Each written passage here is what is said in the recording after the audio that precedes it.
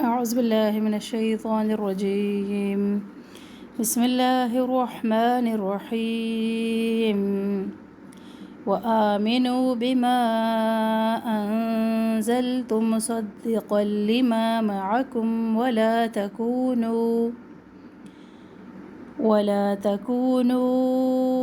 أول كافر به ولا تشتروا بآياتي ثمنا قليلا وإياي فاتقون. ولا تلبسوا الحق بالباطل وتكتموا الحق وأنتم تعلمون. السلام علیکم ورحمۃ اللہ وبرکاتہ. سورۃ البقرہ آیت نمبر 41 اور 42 کی تطبیق. وآمنو واو ہونٹ کی گولائی سے ادا ہوتا ہے. آمنو حمزہ کے اوپر کھڑا زبر الف کے اوپر جب بھی کوئی حرکت آ جاتی ہے تو وہ حمزہ بن جاتا ہے. حمزہ کے اوپر کھڑا زبر ایک الف کی قائم مقام. آمنو واو مدہ بیما یہاں پہ مد ہے مد منفصل تو اس کو 3 الف کے برابر لمبا کرے. انزلتو اخفا ایک الف کے برابر. زل لام ساکن ہلے نہیں. انزل نون ساکن اور لام ساکن دونوں کا دھیان رکھے ایسے نہیں پڑھے. انزلتو تاکہ پر پیش ہے اس کو لمبا نہ کرے. مصدقا لما صاد موٹا حرف ہے. صدی دال کی زیر مجہول نہ ہوں. قاف تنوین اور لام تشدید ہے تو یہاں پر ہم ادغام کر رہے ہیں دونوں کو ملا رہے ہیں. مصدقا لما ما الف مدہ ما کی آواز جو ہے ناک میں نہ جائے. معکم ولا لا الف مدہ. تکونو واو مدہ دونوں جگہ پر اور دوسرے واو پر مد منفصل ہے. اولا پہلا واو جو ہے وہ واو لین ہے. او اور وا سنگل حرکت ہے لمبا نہ کرے. کافر بہ یہاں پہ رک بھی سکتے ہیں. اگر رکیں گے تو پھر ولا تشترو سے شروع کریں اور اگر ملا کر پڑھ سکتے ہیں تو قلیلہ پہ رک جائے اور اگر نہیں رکیں گے تو پھر آخر تک اس کو پڑھ سکتے ہیں. کافر یہاں پر ہے اقلاب تنوین کے بعد با ہے تو ہم یہاں پہ تنوین کی آواز کو میم میں بدل رہے ہیں. ایک الف کے مقدار اس کی آواز ہو. ولا الف مدہ. تشترو شین میں پھیلنے کی صفت ہے. آواز میں اگر کمی لے کے آئیں گے تو پھر اس میں جھٹکا سا پیدا ہوگا تو جھٹکا نہ پیدا کرے. جیسے تش ایسے نہیں پڑھنا. تشترو رو و مدہ. بی آیاتی باقی زیر باریک کر کے پڑھیں. یا کے حمزہ کے اوپر کھڑا زبر یا کے اوپر کھڑا زبر دونوں الف مدہ کے قائم مقام. تھی یا مدہ. ثمنا موٹا اخفا کر یہاں پر قاف ہے آگے. قاف موٹے حروف میں سے ہے. لی یا مدہ. لن یہاں پہ ملا کے بھی پڑھ سکتے ہیں اور اگر رکیں گے تو قلیلا صرف ایک زبر ڈراپ ہو جائے گا پھر مد اصلی کے ساتھ اس کو چھوڑ دیں گے. وَإِيَّا یا پہلے ای جو ہے وہ یا مدہ ہے اور دوسرا یا جو ہے وہ زبر کے ساتھ ہے اور الف مدہ کے ساتھ ہے تو یہاں پر ہے مد اصلی. دوسری یا جو ہے وہ سنگل ہے اس کو لمبا نہ کرے. فَاتَّقُونَ فا کو فوراً تا سے ملائے. قو و مدہ اور آخر میں مد عرض سکون. ولا الف مدہ. تلبسو لام ساکن ہلے نہیں. سین کے پیش کو لام سے ملائے. تلبسوا الحق قاف موٹا حرف ہے. بالباطل لام ساکن کا دھیان ہے کہ ہلے نہیں. الف مدہ. تو موٹا کر کے پڑھے. بالباطل نہ پڑھے. باطل. وتکتم الکاف ہمس کی کیفیت ہے اس میں تو جب ساکن ہے اس کے اوپر تو وہ زیادہ نمایاں ہونی چاہیے. تک تمو اگر اس کو ہم تک تمو یا تک تو ایسے اس میں ہمس کی کیفیت ختم ہو جاتی ہے جو کہ اس کی صفت ہے. تکتم الحق میم پیش کو لام ساکن سے ملائے. وانتم یہاں پہ باریک اخفا. تعلمون عین وسط حلق سے. مو و مدہ اور آخر میں مد عرض سکون. نحمدہ و نصلی علی رسولہ الکریم. اما بعد فاعوذ باللہ من الشیطان الرجیم. بسم اللہ الرحمن الرحیم. آج ہم سورہ البقرہ کی آیت نمبر 41 اور 42 کا ترجمہ اور روٹ ورڈز کو دیکھیں گے. شروع کرتے ہیں. اعوذ باللہ من الشیطان الرجیم. وآمنوا اور ایمان لے آؤ. بما ساتھ اس کے جو انزلتو نازل کیا، اتارا میں نے، مصدقاً تصدیق کرتی ہے، لما واسطے اس کے جو معکم تمہارے پاس ہے، ولا اور نہ تکونو تم ہو جاؤ، اولا پہلے، کافرن انکار کرنے والے یا پہلے کافر، بھی ساتھ اس کے، ولا اور نہ تشترو تم خریدو، بھی آیاتی خریدو یا بیچو، بھی آیاتی میری آیات کو، ثمناً قیمت پر، قلیلاً تھوڑی، اور یا صرف مجھ ہی سے، فتقون تم ڈرو، پس تم ڈرو۔ روٹ ورڈز پہ چلتے ہیں۔ مصدقاً، صاد دال قاف اس کا روٹ ہے، اس کا مطلب ہوتا ہے تصدیق کرنا، صدق سے ہے یعنی سچائی ثابت کرنا۔ اس کے بعد ایک نیا لفظ ہے معکم، یہ ما اور کم کا ملا کر لفظ بنایا گیا ہے۔ ما ہم اردو میں بھی بولتے ہیں، آپ کے ماں بما بھی ہم بولتے ہیں نا، تو یہ وہی ہے، مطلب ساتھ، اور کم جو ہے یہ پروناؤن ہے، ضمیر ہے تمہارے لیے، مخاطب کے لیے یہ ضمیر استعمال کی جاتی ہے۔ اور اس کے بعد ہے اولا، حمزہ واو لام اس کا روٹ ہے، اس کا مطلب ہوتا ہے سب سے پہلے، سب سے آگے۔ اور کافر جو ہے یہ ہم پہلے بھی پڑھ چکے ہیں، انکار کرنے والے کو کہا جاتا ہے، پھر اصطلاحاً اللہ کا انکار کرنے والے کو کافر کہا گیا، لیکن ہر چیز کا جس کا بھی کوئی انکار کرے اس کو کافرہ کہا جاتا ہے، کافر کہا جاتا ہے۔ اس کے بعد لفظ ہے تشترو، شین را یا اس کا روٹ ہے، تشترو یہ اس کا مطلب ہوتا ہے خریدنا یا بیچنا، دونوں کے لیے یہ لفظ استعمال کیا جاتا ہے۔ اس کو کہا جاتا ہے عربی میں لغت ازداد، یعنی ضد کی جمع ہے ازداد، یعنی کہ ایسی لغت جس میں ایسا لفظ جس کے دو اپوزٹ معنی استعمال کیے جاتے ہوں، کیونکہ اب دیکھیے خریدنا اور بیچنا اس کا بالکل اپوزٹ ہے، لیکن دونوں کے لیے ایک ہی لفظ استعمال کیا جاتا ہے عربی میں۔ کچھ ہم اس طرح کے الفاظ پڑھیں گے آگے بھی چل کے، یہاں پہ یہ پہلا لفظ ہم نے پڑھ لیا لغت ازداد میں سے، تشترو، دونوں معنی ہیں، ایک دوسرے کا اپوزٹ ہیں، خریدو یا بیچو، دونوں جگہ پہ، جہاں پہ خریدنے کی بات آئے گی وہاں پہ بھی تشترو ہم پڑھیں گے، اور جہاں اشترو پڑھیں گے، اور جہاں پہ بیچنے کی بات آئے گی وہاں پہ بھی اشترو ہی پڑھیں گے۔ تو اللہ فرما رہا ہے کہ نہ تم خریدو۔ اچھا، پھر اس کے بعد اگلا لفظ ہے ثمناً، سا میم نون روٹ ہے، کسی بھی چیز کے عوض خریدار سے جو چیز وصول کی جائے، خواہ وہ نقد کی صورت میں ہو یا سامان کی صورت میں، گویا کہ قیمت ہوتی ہے ثمناً جو ہے یہ۔ اور قلیلاً، قوف لام لام اس کا روٹ ہے، قلیلاً تھوڑی، اردو میں بھی استعمال کرتے ہیں، مقدار، وزن، فاصلہ سب کی کمی کے لیے قلیلاً کا لفظ استعمال کیا جاتا ہے۔ اور اگلی آیت چلتے ہیں، نہیں یا روٹ نہیں ہے اس کا، یہ لیکن نیا لفظ ہے، پہلے ہم پڑھ چکے ہیں ویسے، یا کا پڑھا تھا پہلے ہم نے، وہاں پہ میں نے تفصیل نہیں دی تھی، لکھا تھا کہ یہ کلمہ حصر ہے۔ اگر آپ کو یاد ہو، کلمہ حصر ہوتا ہے جب کسی چیز پر زور، جس کو کسی چیز پر زور دینے کے لیے استعمال کیا جاتا ہے، سٹریس دینے کے لیے ہم کہتے ہیں نا کوئی چیز، وہاں پہ ہم نے پڑھا تھا ایاکا، صرف تیری ہی، اور یہ یا ہے، وہاں پہ کا کی ضمیر استعمال ہوئی تھی، کا پروناؤن استعمال ہوا تھا، یہاں پہ یا پروناؤن استعمال ہوا ہے۔ کا استعمال ہوتا ہے تم کے لیے، مخاطب کے لیے، اور یا استعمال ہوتا ہے میرے کے لیے، متکلم کے لیے۔ تو یا اور صرف میری ہی، اس کا مطلب یہ ہے۔ اگلی آیت پہ چلتے ہیں، ولا اور نہ تلبسو تم ملاؤ، الحق کا حق کو، بالباطلی باطل کے ساتھ۔ اچھا، یہاں پہ میں نے بولا ملاؤ، لیکن اس کو ہم یہ بھی کہہ سکتے ہیں، نہ تم خلط ملت کرو، ایک دوسرے کے اندر انٹرمنگل کر دینا، ایک دوسرے کے اندر ملا جلا دینا، حق کو باطل کے ساتھ، و تکتم الحق کا، اور نہ تم چھپاؤ حق کو، و انتم اور ہو تم، تعلمون تم جانتے۔ اس میں روٹ ورڈز پہ چلتے ہیں، تلبسو لام با سا اس کا روٹ ہے، اس کا مطلب ہوتا ہے وہ چیز جو پہنی جائے، یعنی لباس۔ دیکھیے وہی روٹ ہے نا، لباسا، لباس کے لیے بھی یہی لفظ، یہی روٹ استعمال کیا جاتا ہے، اور یہی لفظ استعمال کیا جاتا ہے۔ لباس پہن کر کیا ہوتا ہے کہ انسان اپنے بدن کو چھپا لیتا ہے، تو کسی بھی چیز کو دوسری میں ملا کر اصل چیز کو مشتبہ اور مشکوک بنا دینا اصل میں لابسا ہوتا ہے۔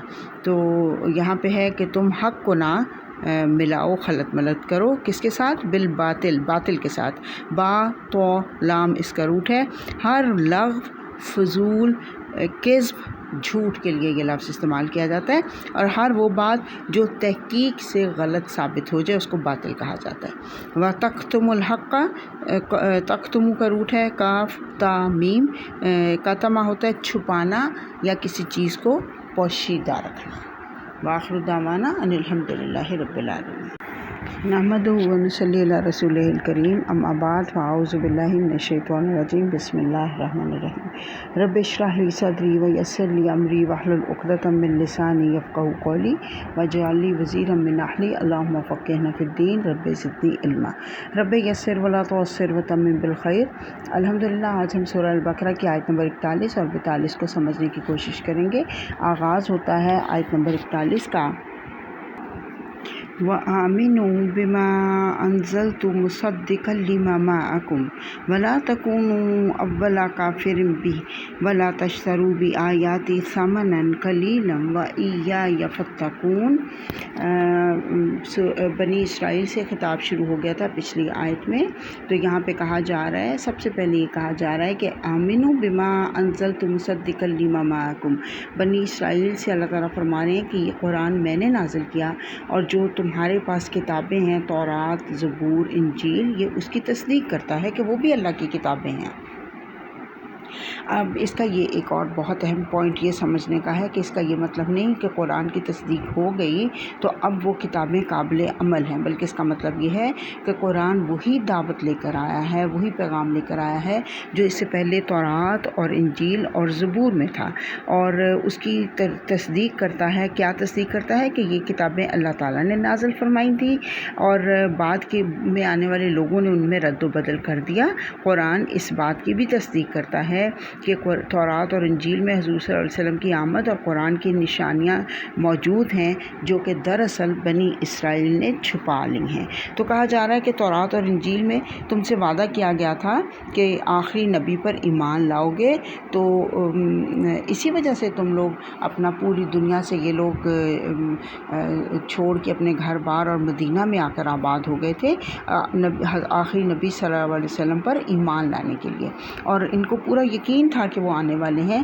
اسی وجہ سے اپنی کتابوں کے اس حکم پر پوری طرح سے منتظر تھے اس حکم کو پورا ہونے کے، لیکن جب نبی صلی اللہ علیہ وسلم آ گئے اور وہ بنی اسماعیل میں آ گئے تو یہ ان کو بہت تکلیف ہوئی اور انہوں نے اس بات کو چھپا لیا۔ تو اللہ تعالیٰ فرما رہا ہے کہ تمہارا یہ ہجرت کرنا بتا رہا ہے کہ تم نبی آخر الزماں کو بہت اچھی طرح سے جانتے تھے، اور تم تو دعائیں کیا کرتے تھے کہ اللہ کافروں کے خلاف ہمارے آخری نبی کے ذریعے سے ہماری مدد فرما۔ اب تمہارے پاس کوئی بہانہ نہیں، کوئی عذر نہیں، تم قرآن اور محمد صلی اللہ علیہ وسلم کی سچائی کو پہچانتے ہو، تو محمد صلی اللہ علیہ وسلم پر ایمان لا کر قرآن کو اپنی شریعت بنا کر دوسروں کے لیے اب تم کو رول ماڈل بننا چاہیے، کیونکہ تم کتاب والے ہو، اہل کتاب ہو، اہل کتاب کہلاتے تھے نا یہ۔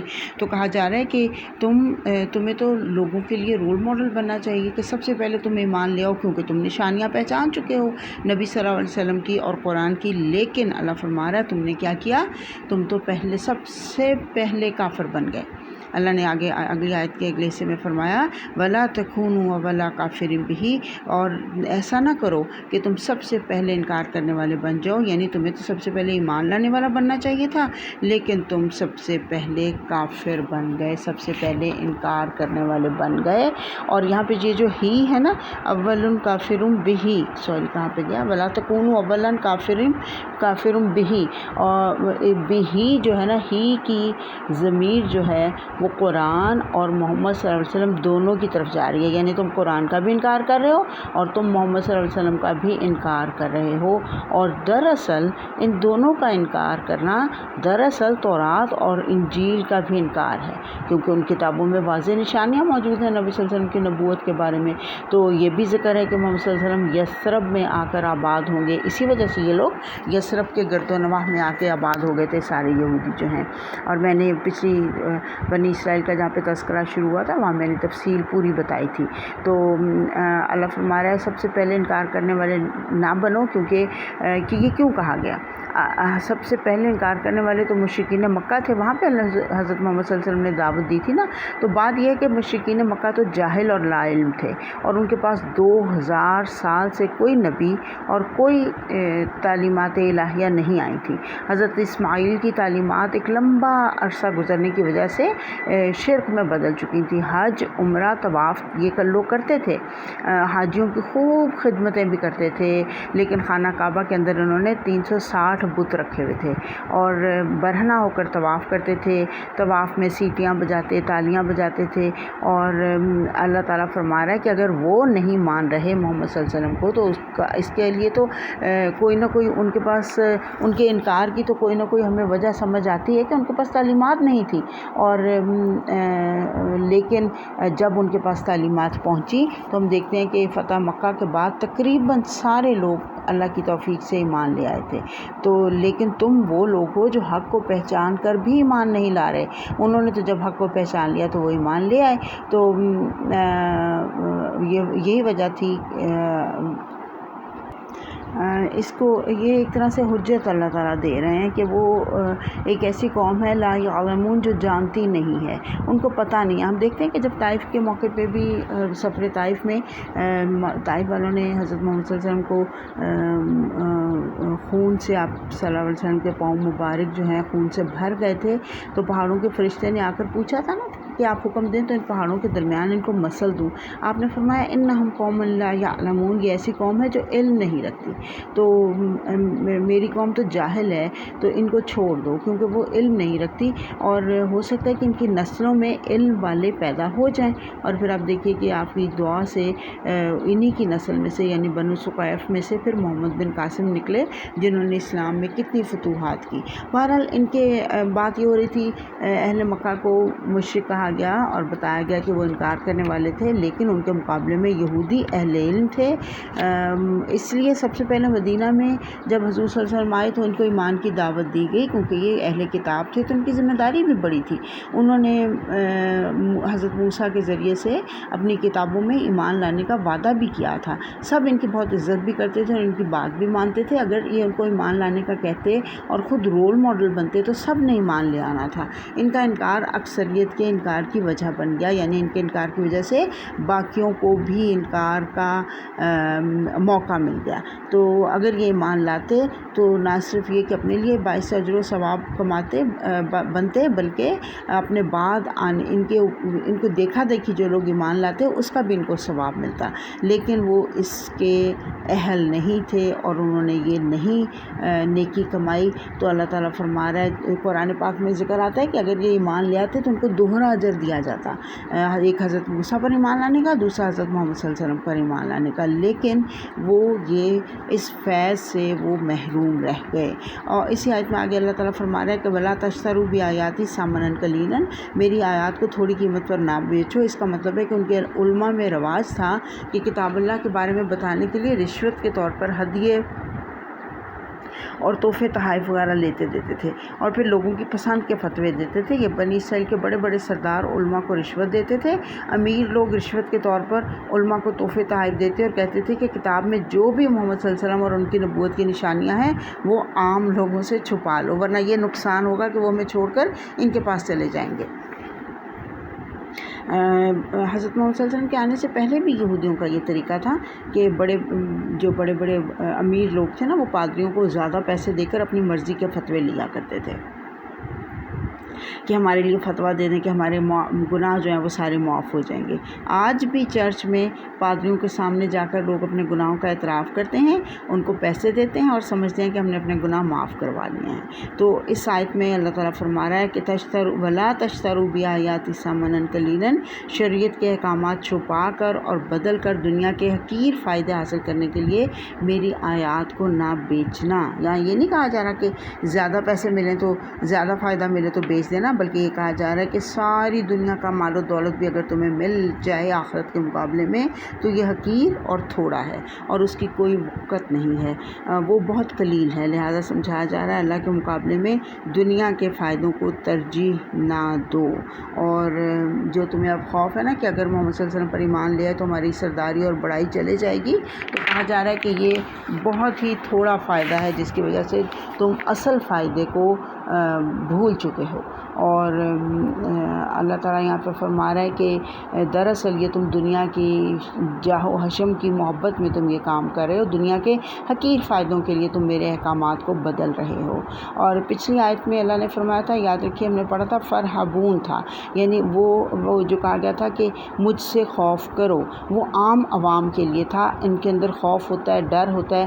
یہاں علماء یہود سے کہا جا رہا ہے، تو یہاں پہ فتقون کہا جا رہا ہے۔ جو فتقون ہے نا، تقویٰ کا درجہ جو ہے وہ رہبہ کے بعد کا درجہ ہوتا ہے۔ تقویٰ ایک اعلیٰ قوت ہوتی ہے جو انسان کے اندر حق اور باطل کی جنگ کے بعد سچائی کے جیت جانے سے پیدا ہوتی ہے، یعنی انسان کے اندر ایک کشمکش ہوتی ہے نا، سچائی کو پہچاننے کی جو پہچان جاتے ہیں وہ پھر باطل سے لڑنے کے لیے تیار ہو جاتے ہیں۔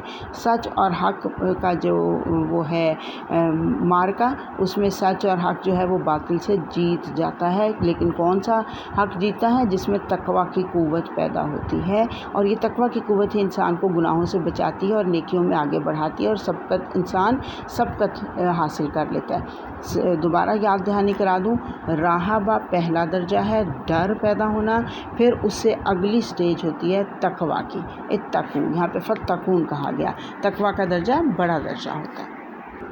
اگلی آیت ہے آیت نمبر 42، ولا اور نہ تلبسو، تم ملاؤ الحق حق کو بالباطل ساتھ باطل کے، وتکتموا الحق اور چھپاؤ حق کو، وانتم اور ہو تم تعلمون تم جانتے۔